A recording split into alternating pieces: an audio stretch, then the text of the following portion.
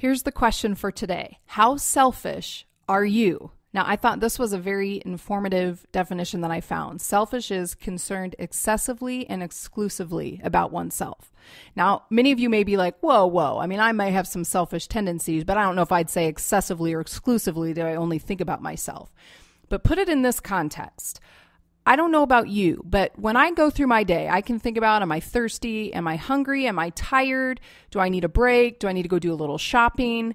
I'm thinking about my own needs all day long in an instant. But do I think about it in that way toward my husband? Am I thinking about his needs or how he's doing or if he's hungry or if he's thirsty? And the answer is no. So if we're honest with ourselves, we are a little bit excessive and exclusive. Most naturally, we think about ourselves first. That's what comes naturally to us.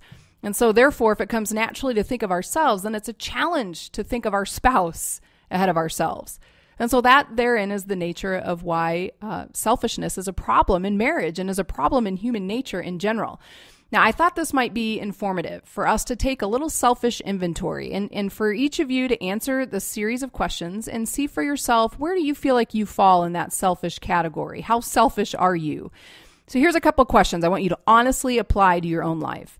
How often do you ask, what would you like to do, honey? Whether it's where you eat out on the weekend or the movie that you see or the activity that you do on a Saturday afternoon, do you ever just go into the conversation by asking, what do you want to do? Do you ever say, how can I help or serve you today? Do you walk into the house after work or from being out and do you just anticipate and come in and recognize, maybe my spouse needs some help? I need to ask that question. Do you ever do that?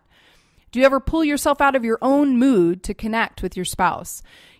We all have our moods. We're all tired. We get cranky. We feel a lot of stress. And do you come home and just put that mood on everyone else around you? Or can you come in and recognize, you know what, even though I'm in a bad mood, my spouse needs something from me? Are you able to do that? Now, here's the most informative thing probably. Ask your spouse to rate you on a scale of 1 to 10 on how selfish they think you are. That's probably going to give us the best information on this selfish question. Now, let me just add kind of insult to injury here. We see in Galatians chapter 5 the list of the acts of the sinful nature. It's not a pretty list.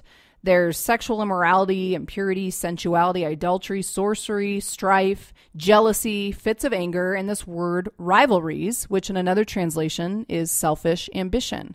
Now, this is not a good list. These are not things that we would like to have be said of us, right? I mean, this is a list of qualities that Satan loves and God loathes, and yet selfish ambition's on that list. And so I think it's important for us to recognize that even though we can all kind of accept the fact that we're selfish people, that it's not a God-honoring trait. It's something that we should really want to be fighting against.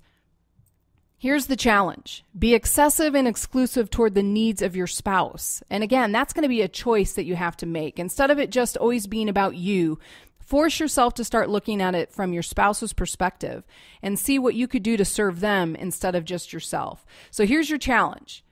Spend a weekend putting your spouse first and pay attention to how your spouse responds to that. When you just come in and, you take these questions of what do you want to do, honey? Or how can I serve you today? Pay attention to how your spouse responds to that. Do you notice if there's less fighting or silly arguments between the two of you? And then how does it make you feel to give instead of receive?